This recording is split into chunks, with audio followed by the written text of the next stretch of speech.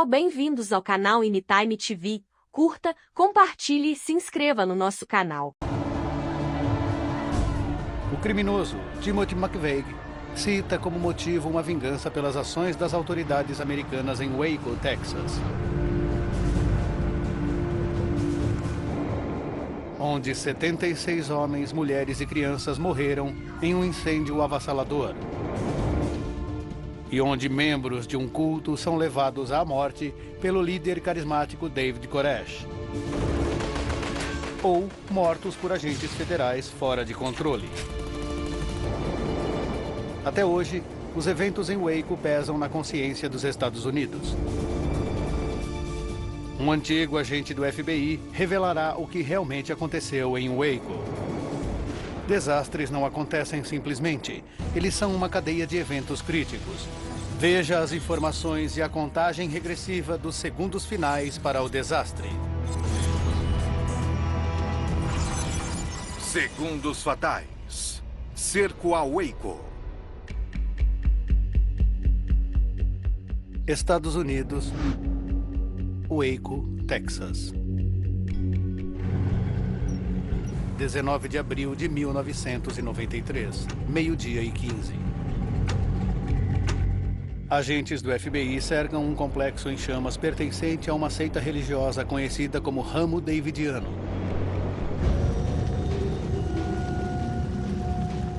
Clive Doyle está preso lá dentro. Eu rezava, Deus, por favor, faça algo rápido. Mas Clive tem mais medo do FBI do que do fogo destruidor. Eu olhava para fora e dizia, se pularmos, será que atirarão em nós? Ele está preso na capela do Ramo Davidiano.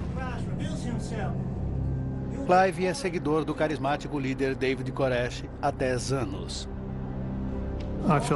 Eu achava que esse homem tinha alguma coisa. E todos os que viviam lá abraçaram a ideia de que ele era um profeta ou um mensageiro de Deus.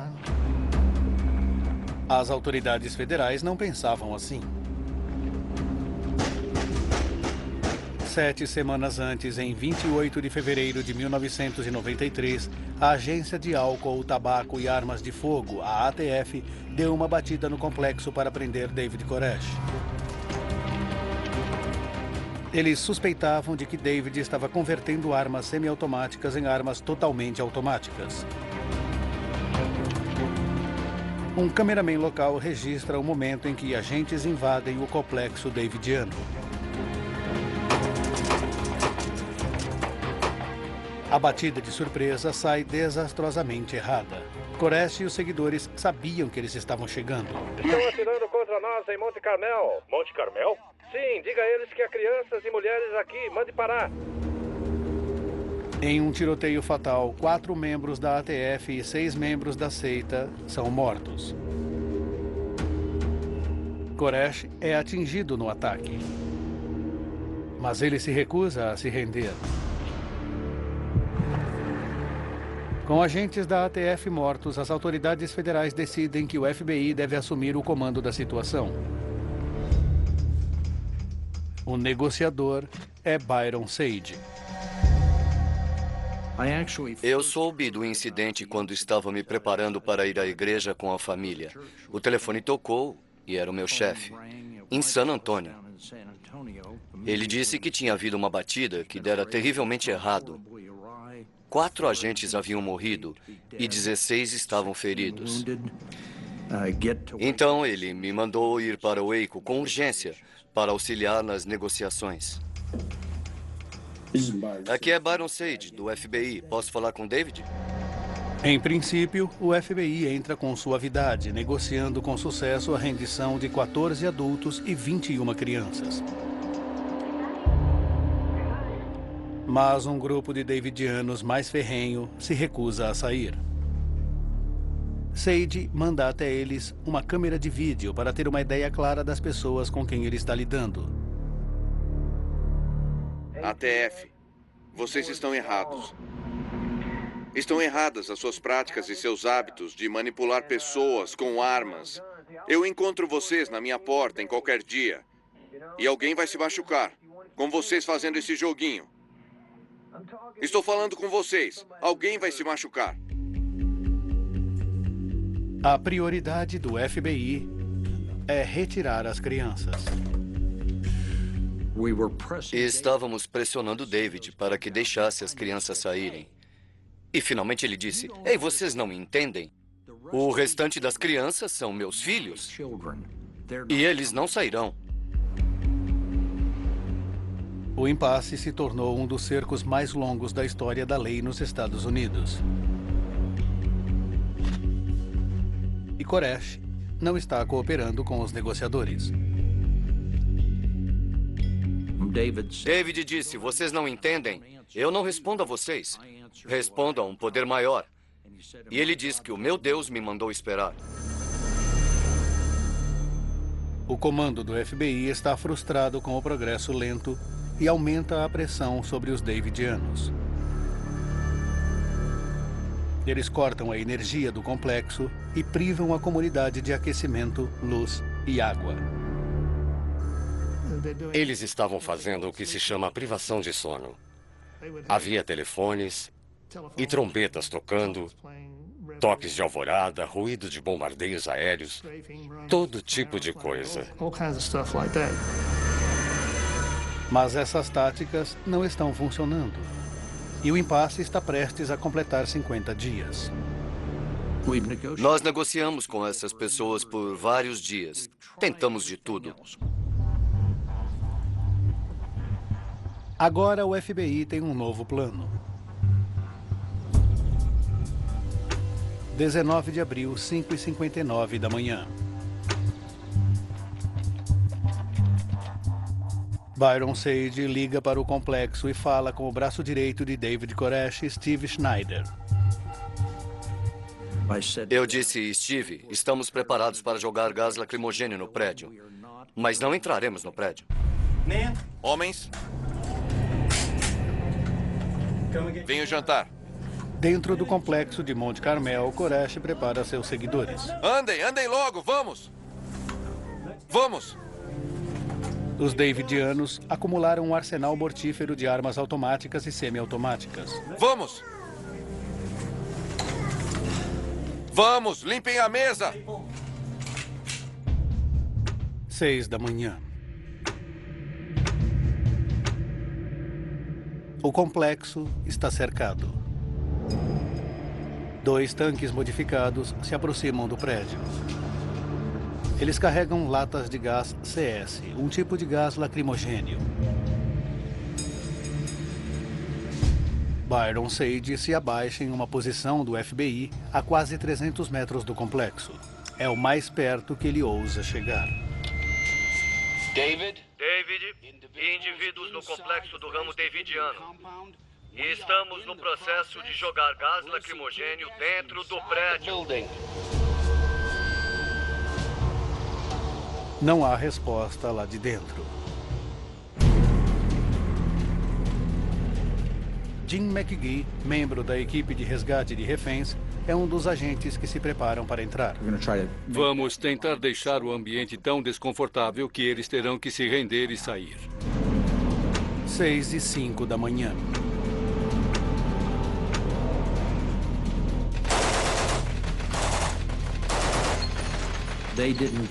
Eles não chegaram a 15, 20 metros dentro da propriedade davidiana antes que o mundo viesse abaixo. Assim que passamos desse perímetro, começamos a receber fogo. O gás lacrimogênio é injetado jogando latas na parede e janelas do prédio. Os davidianos estão preparados. Eles estocaram um suprimento de máscaras de gás. Eu coloquei a máscara quando eles estavam borrifando na capela. E logo eu não conseguia respirar. O gás começou a penetrar na pele e queimava demais. Parecia ácido de bateria ou algo assim. O fogo pesado vindo do complexo impeliu o FBI a mudar rapidamente de tática. O plano B era que se os agentes introduzindo o gás lacrimogênio se vissem sob fogo, todo o complexo estaria saturado tão rápido quanto se conseguisse, deixando as condições do prédio realmente insustentáveis e forçando-os a sair pela janela ou pelas portas. O FBI enviou 4 tanques e Jim McGee revidou o fogo davidiano com ferret rounds, latas cheias com mais gás lacrimogêneo. Estávamos atirando o gás por meio de lançadores de granada M79. Eu podia determinar o local de onde eles estavam atirando, e era exatamente para lá que eu direcionava os projéteis do M79. Os ferret rounds se despedaçavam com o impacto no chão e liberavam gás lacrimogêneo para as áreas alvos. Eles passavam voando, iam para debaixo dos bancos na capela, e podia-se ouvir o silvo no canto, em algum lugar. Para os que usam máscaras, o gás é tolerável. Para aqueles sem elas, respirar é difícil, e o gás queima a pele e os olhos. As crianças são as que sofrem mais. Não há máscaras contra gás para crianças. Os pais as enrolavam em toalhas ou cobertores molhados para manter o gás afastado de seus rostos. 6h31 da manhã. Byron Sage continua a instigar os membros da seita a sair. Eu disse, não vamos entrar no complexo. O cerco acabou. Vocês estão presos. Podem acabar com isto a qualquer momento. Basta um sinal de que estão preparados para sair. Mas os davidianos não se mexem. O FBI usa os tanques como arietes. Os davidianos assistem à demolição de sua casa à sua volta. Na última vez em que eles vieram pela porta da frente para a capela, eu diria que o tanque inteiro estava no prédio e seu tubo se projetava para a capela.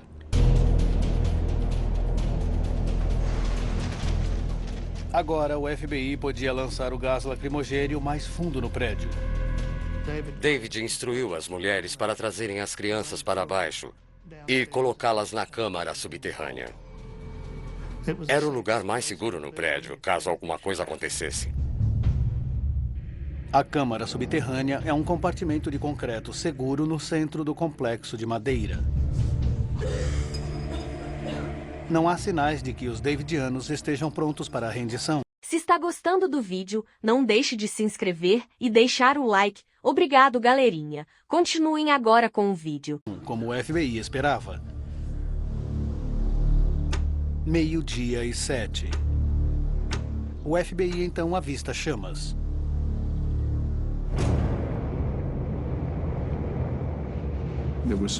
Havia relatos de fumaça em outros lugares e, de repente, começou-se a ver chamas. Era um dia com muito vento. As rajadas eram de aproximadamente 32 km por hora pelas planícies do Texas, e aquela era uma situação explosiva. A comunidade inteira, incluindo 28 crianças, agora estão presas em um incêndio. Suas vidas correm risco, a menos que abandonem o complexo e se rendam ao FBI.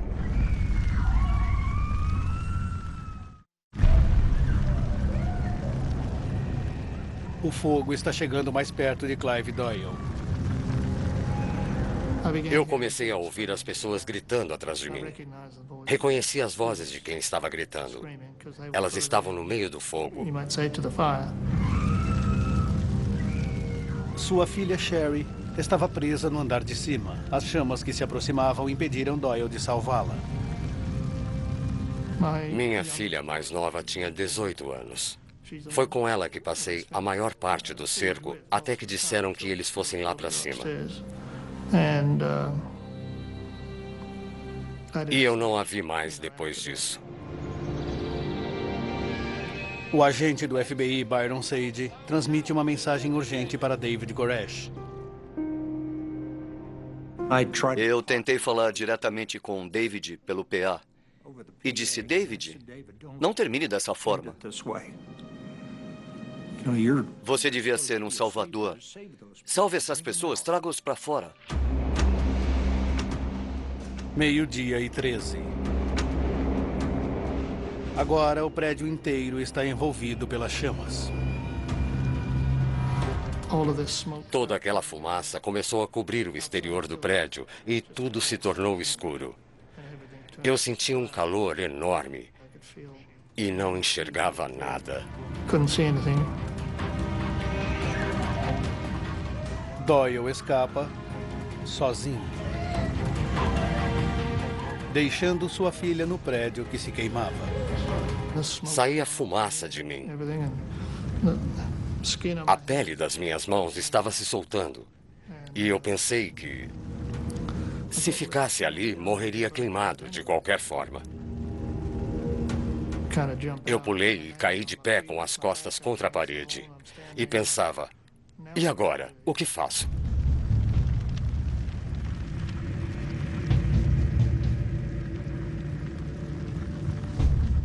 Doyle não tem ideia do que aconteceu com sua filha.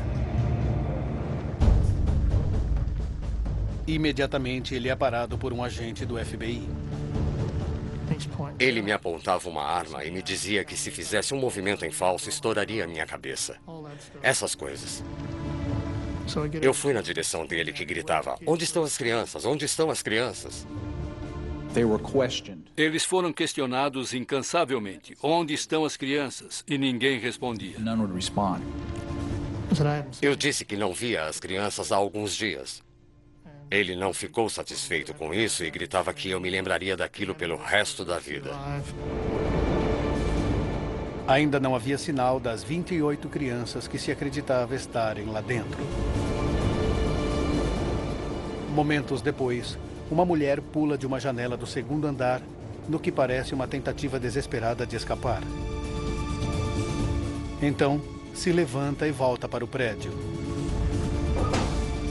O agente Jim McGee faz um esforço ousado para salvar a vida dela. Eu descansei a arma e passei por uma abertura que provavelmente era uma janela. Ela virou a cabeça, ignorando minhas perguntas, sem responder a nenhuma. Uma câmera de reportagem grava o momento em que Jim a puxa para a segurança. Em 10 ou 20 segundos, o segundo andar desabou onde estávamos. Foram segundos apenas antes que o lugar fosse totalmente consumido.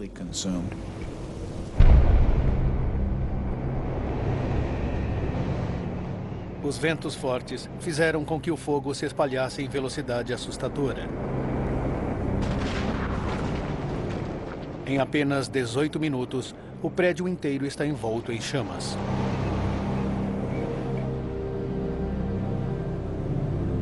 Mais de 70 pessoas, incluindo 2 mulheres grávidas e 28 crianças, morrem.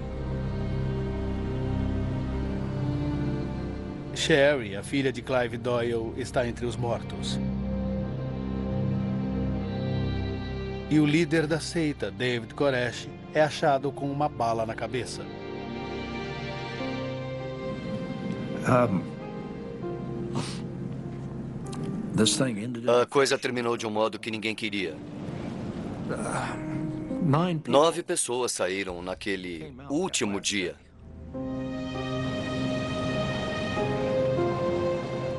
Mas nenhuma delas era uma criança. O cerco havia mobilizado o país e seu final catastrófico virou manchete em todo o mundo. O presidente Bill Clinton apoiou o FBI com relação ao desastre de Waco. Ele lançou a culpa pelas 86 vidas perdidas nos ombros do líder da seita, David Koresh. Mas o pronunciamento de Clinton não impede que a imprensa faça perguntas. Tinha o cerco de terminar em tamanho desastre? Teria a ação das autoridades federais provocado morte horrível de tantos homens, mulheres e crianças? Agora, revendo os eventos daquele dia e mergulhando nos relatórios oficiais, o ex-agente do FBI, Clint Van Zandt, irá revelar por que tantas pessoas morreram. Ele irá descobrir como a tragédia poderia ter sido evitada se o FBI tivesse agido de maneira diferente. Creio que todos queriam saber por quê. Por que tantos americanos perderam a vida ostensivamente nas mãos do governo? Não deveria, não poderia ter havido algum modo de resolver tudo sem essa terrível perda de vidas? Van Zandt descobre que o ramo davidiano tinha se estabelecido em Monte Carmel em 1935, quando formou uma ramificação da Igreja Adventista do Sétimo Dia.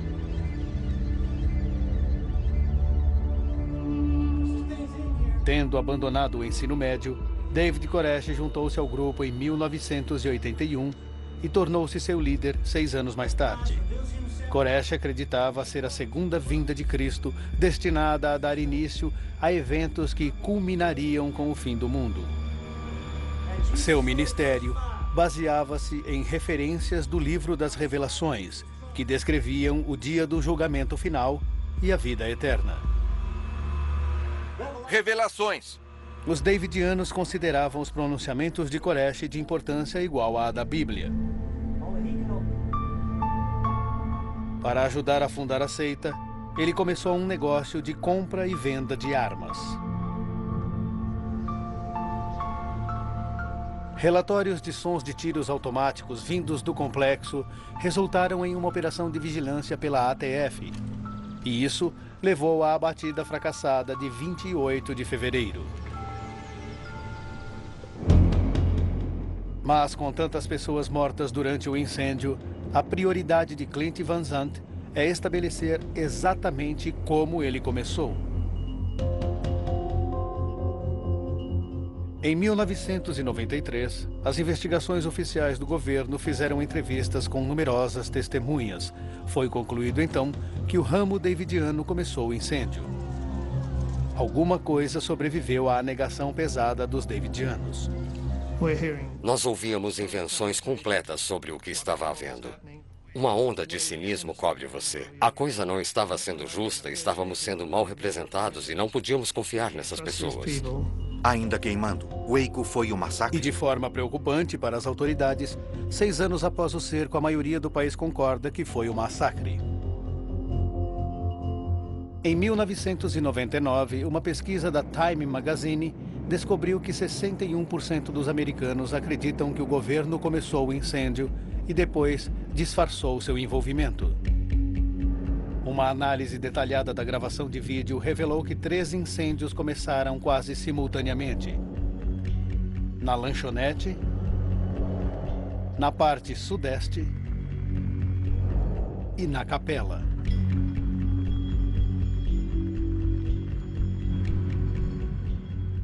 Uma teoria reza que o gás lacrimogênio lançado pelo FBI pode ter começado o fogo.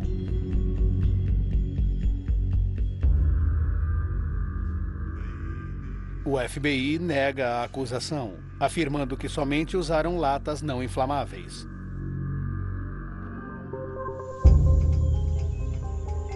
Mas em 1999, uma fotografia do FBI aparece mostrando um tipo diferente de lata.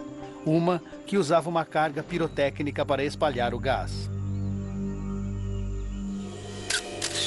Sabe-se que essas cargas pirotécnicas podem provocar incêndios.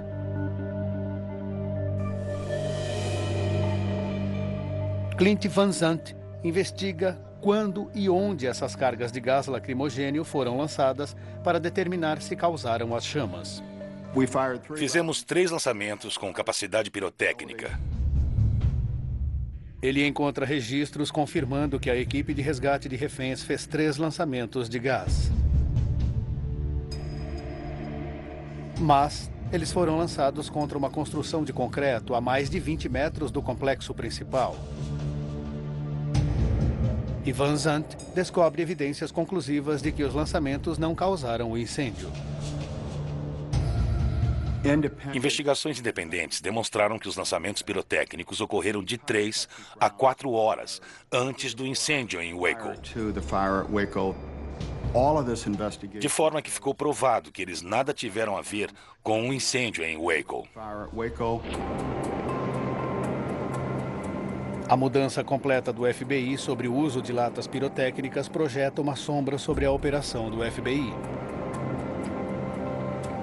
Essas são teorias conspiratórias que foram construídas sobre uma ideia. Se o FBI não falou a verdade sobre lançamentos pirotécnicos, sobre o que mais deixaram de dizer a verdade? Mesmo que o FBI não tenha começado os incêndios com lançamentos pirotécnicos, os davidianos acham que isso pode ter acontecido de forma não intencional. Sem eletricidade durante 4 semanas, lampiões a querosene foram usados no complexo. Eu não gostaria de acreditar que o FBI deliberadamente tenha ido até lá e acendido um fósforo. Mas há outros relatórios que dizem que eles podem ter provocado o fogo de outras maneiras. Mas os peritos não encontraram provas de que lampiões a querosene virados começaram o fogo. Porém, descobriram evidências surpreendentes, sugerindo que o incêndio foi começado pelos próprios davidianos.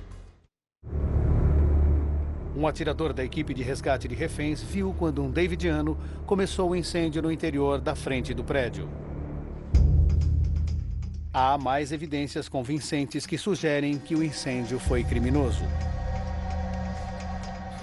A decisão foi tomada para tentar colocar uma escuta no ramo davidiano, para entendermos o que se passava lá.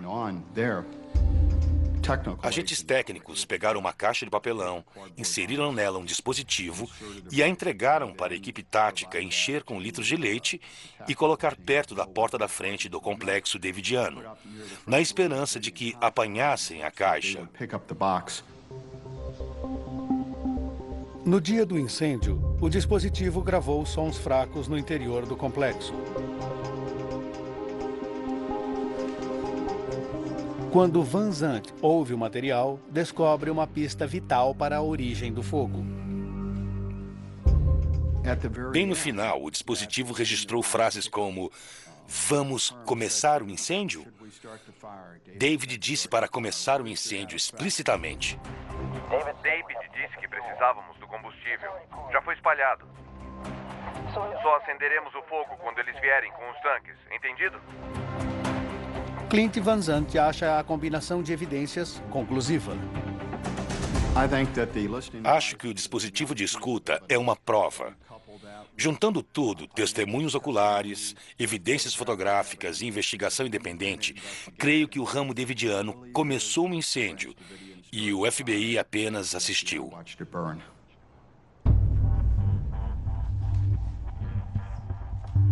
Van Zandt está satisfeito porque os davidianos começaram o incêndio e não o FBI.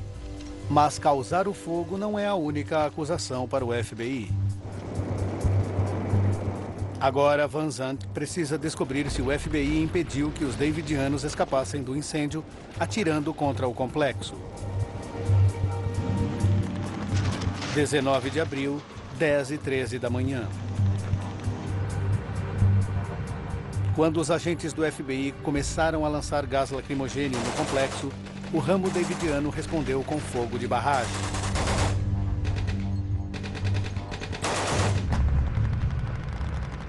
Em contraste com... Se está gostando do vídeo, não deixe de se inscrever e deixar o like. Obrigado, galerinha. Continuem agora com o vídeo. Com a batida inicial em 28 de fevereiro, quando agentes da ATF abriram fogo contra o complexo davidiano, o FBI nega ter disparado um tiro sequer contra os davidianos. Alegou-se que no último dia em Waco, o FBI usou a cobertura do complexo para que seus agentes táticos rodeassem o complexo por trás quando o ramo davidiano estava tentando escapar ou deixar o prédio, atirando contra eles e depois jogando os corpos de volta para serem queimados. Ninguém atirou contra o complexo. Quaisquer disparos teriam responsáveis. No fim do dia, eles fazem uma revisão do ocorrido para ver se houve disparos. E a gente sabe que o exame será minucioso. Van Zandt examina uma evidência-chave que deve revelar o que realmente aconteceu. Na década de 1990, o FBI tinha uma aeronave única. Era conhecida como Night Stalker. Era um avião de vigilância e, pelo uso de sua capacidade infravermelha, podia focar no complexo para ver o que estava acontecendo. Em 1999, um especialista em tecnologia de câmeras infravermelhas examinou uma gravação do Night Stalker do último dia de cerco. Ele concluiu que a gravação mostrava 15 flashes vindos das posições do FBI, aparentemente provando que o FBI tinha atirado contra os davidianos. Mas Van Zandt também examina um relatório que chegou a uma conclusão muito diferente. Em março de 2000, pesquisadores independentes realizaram um teste em Fort Hood, Texas, a poucos quilômetros de Waco. Atiradores disparando armas foram filmados pelo Night Stalker. Os flashes dessa gravação teste foram bem diferentes daqueles filmados no último dia do cerco. Os pesquisadores concluíram que os flashes na gravação do cerco foram causados por materiais fosforescentes no solo. Havia uma diferença distinta entre a foto de uma arma sendo disparada e a foto de tampas de garrafas ou pedaços de vidro refletindo o sol durante o voo da aeronave. Conclusão: o FBI não disparou suas armas e não há evidências fotográficas sugerindo isso. Embora Van Zandt não encontre evidências de que o FBI tenha atirado contra os davidianos, ele suspeita da estratégia desse órgão. E uma divisão em suas fileiras foi, no mínimo, parcialmente responsável pelo resultado trágico em Monte Carmel.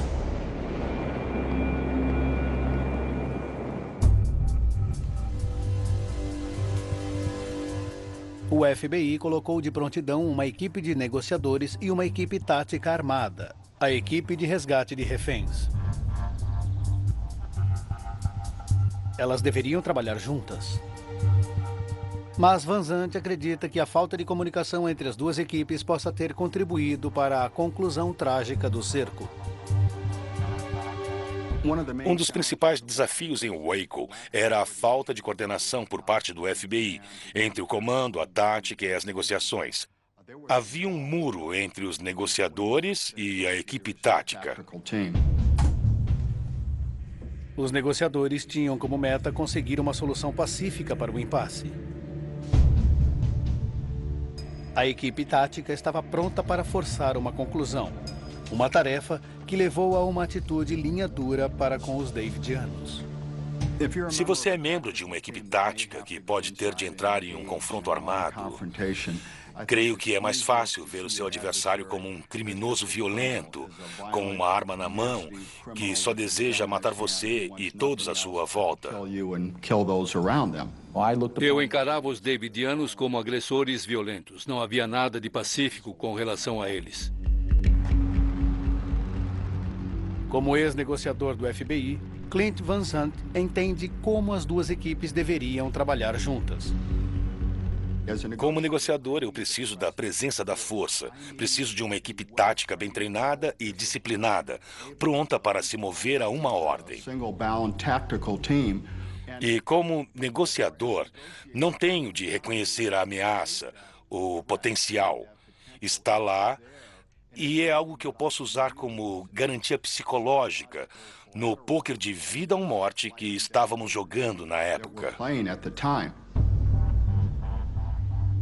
As abordagens contrastantes deveriam se complementar, mas em Waco isso não estava acontecendo. A equipe tática não estava sendo informada ou não estava sendo correta em sua percepção de que os negociadores eram apenas trabalhadores, tentando arrumar a loja, enquanto que a equipe tática estava em condições terríveis e nada estava sendo feito.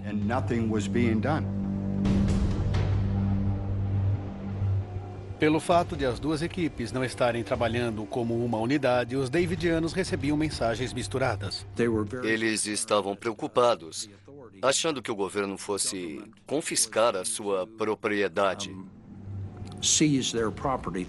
Eles não teriam onde viver se saíssem de lá. Nós asseguramos a eles que não planejávamos fazer isso. Essa garantia foi totalmente enfraquecida pelas ações da equipe tática. Sem o nosso conhecimento, havia exemplos onde um dos tanques passara por cima de um dos carros do ramo davidiano. Nós não sabíamos de nada disso. Eles fariam alguma coisa para provocar uma atitude. Bom, não podemos confiar nesses mentirosos. Eles dizem qualquer coisa para conseguir o que querem, mas não o fazem. Significava que as negociações foram interrompidas. Os davidianos se tornaram mais determinados ainda a não deixar o complexo.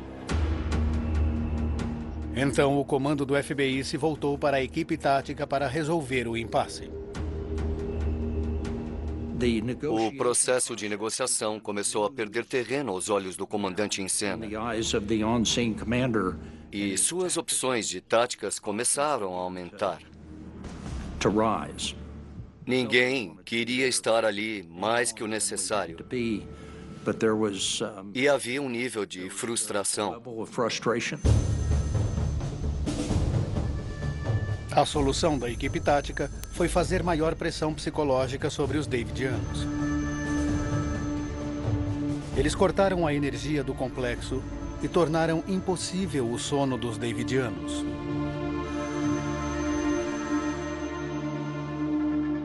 As táticas mais duras também falharam para acabar com o cerco e o FBI precisava de um novo plano. O FBI decide forçar os davidianos a sair com gás lacrimogênio.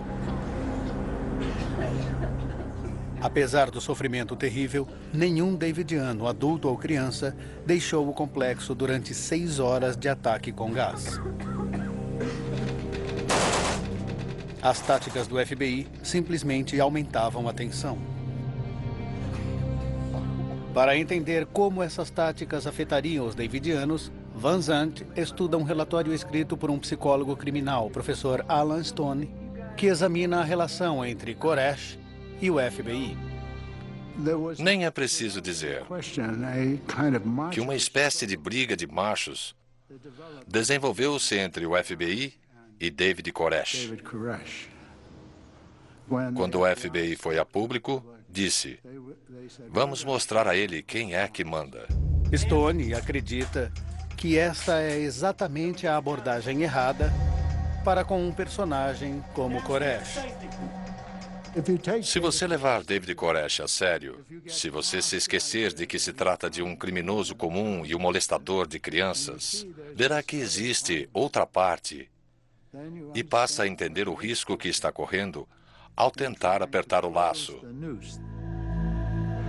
David Koresh é um maníaco por controle. E se você tentar mostrar a um maníaco por controle quem é o chefe, está procurando encrenca. Ninguém vai me ferir ou a minha família. É a política americana aqui. Eu encontro vocês na minha porta qualquer dia. E alguém sairá machucado. Querem continuar com esse joguinho? Estou lhes falando, alguém sairá machucado. Você tem um homem perto da paranoia, pelos critérios psiquiátricos, e maníaco por controle. E a ideia de que você pode vencer uma discussão com uma pessoa assim pela força é uma noção errônea. Van Zandt acredita que a chave para entender a decisão dos davidianos de não deixar o complexo está na interpretação da Bíblia por David Koresh. Está nas Escrituras que o povo de Deus vai se envolver em guerra e terá de lutar para se defender. Koresh ensinou aos Davidianos que eles eram o povo escolhido por Deus e que o confronto com as forças do governo é um evento previsto na Bíblia. Na preparação para esta batalha iminente, Koresh e os Davidianos estocaram mais de 300 armas e perto de 400 mil peças de munição, usando o comércio de armas como cobertura.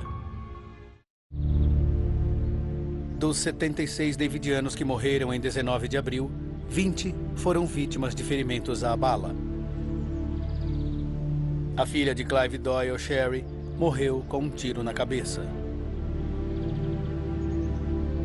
Um patologista independente reconheceu que os ferimentos à bala foram auto-infligidos ou causados pelos próprios companheiros. Os Davidianos restantes morreram pelos efeitos do incêndio.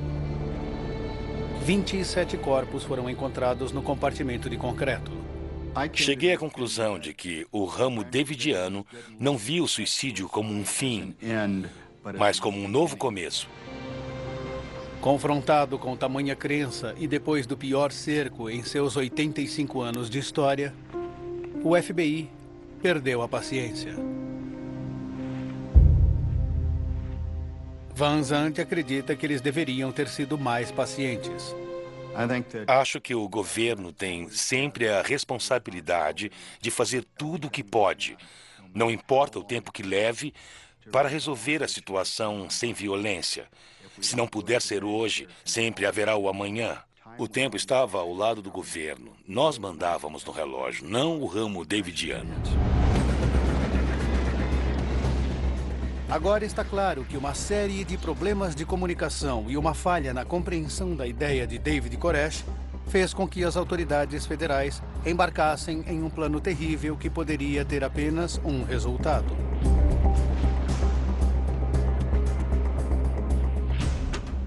"51 dias para o desastre. Os Davidianos são avisados sobre uma batida iminente ao seu complexo por um repórter que pedia informações. Comandos da ATF, procurando armas ilegais, prosseguem com a batida, sabendo que perderam o elemento vital da surpresa. O tiroteio subsequente é o mais longo na história policial dos Estados Unidos. Ele deixa 4 agentes da ATF e 6 davidianos mortos. Muitos mais estão gravemente feridos. 39 dias para o desastre. A maioria dos cercos duram de 6 a 8 horas. Após 9 dias, a equipe tática do FBI está frustrada. Ela foi treinada para resgatar reféns e não para ficar esperando durante semanas. Para forçar o final do cerco, eles usam táticas de guerra psicológica. Essa abordagem fracassa e serve apenas para enraivecer os membros da seita. 24 horas para o desastre. Um novo plano do FBI para acabar com o cerco é aprovado pelo presidente Clinton. 6 horas para o desastre. O FBI começa a injetar gás lacrimogênio, embora pouco se saiba sobre o seu efeito em crianças e nunca tenha sido usado em uma construção tão grande quanto o complexo davidiano.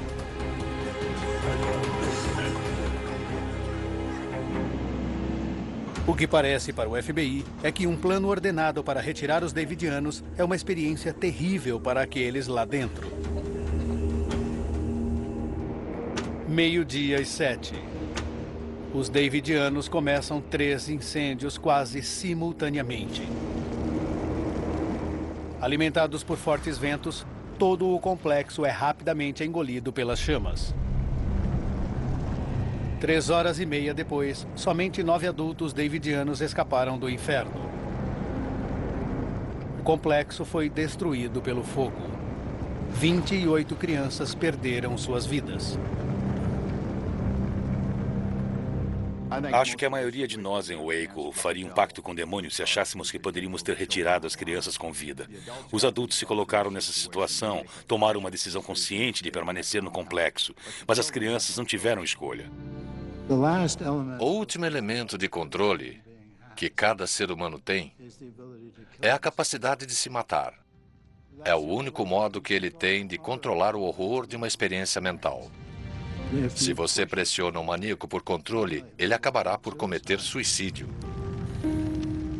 Embora eu esteja 100% convencido de que os Davidianos começaram o incêndio em Waco, também sei que o governo federal, a ATF, o FBI, alimentaram esse fogo com combustível emocional, o que permitiu que... Olá pessoal, espero que tenham curtido o vídeo. Curta, compartilhe e se inscreva no nosso canal. Obrigada por assistir.